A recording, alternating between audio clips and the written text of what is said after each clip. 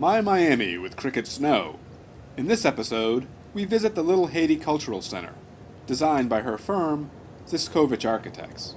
The program for the project was to create a cultural center, and what we did is we divided the program into two pieces, more of a sort of fine arts and performing arts.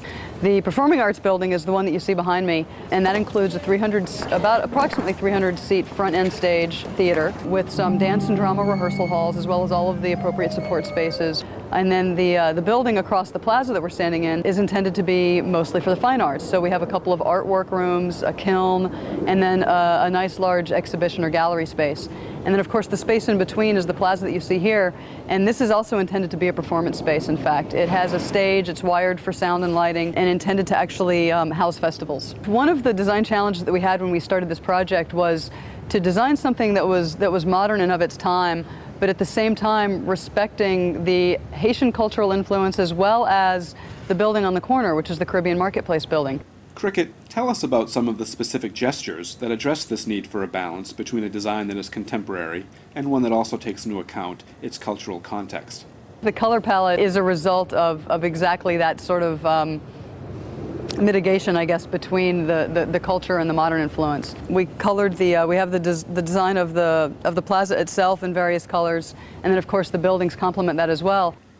In addition to this use of color, what are some of the other ways the project design meets the program brief while also incorporating Haitian influences?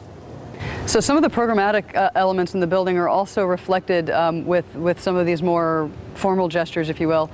So for example, the skylight that you see above is somewhat of a formal gesture that's recognizing the more traditional Caribbean or Haitian influence, but in fact this piece is a skylight that's over the ticket lobby. Likewise, these screens are reminiscent of the sort of louvered porches and things that you see, and they are in fact movable screens, and the intent here on both of these buildings is that the space can clearly open up to the plaza, or in the case of a sculpture class or a sculptural exhibition, you can close them off and have outdoor events in a protected space.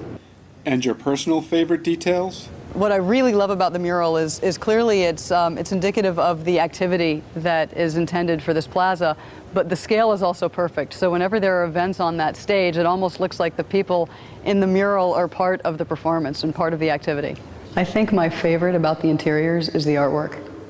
I think that the artwork that was selected through the public process to be part of this project has really enhanced the interiors of these buildings, and it's all done by local artists. Any lessons from this project that you've been able to apply to others? Well, I think what I've learned, first of all, is embracing the ideas of the community can really, really make a program and a project so much richer.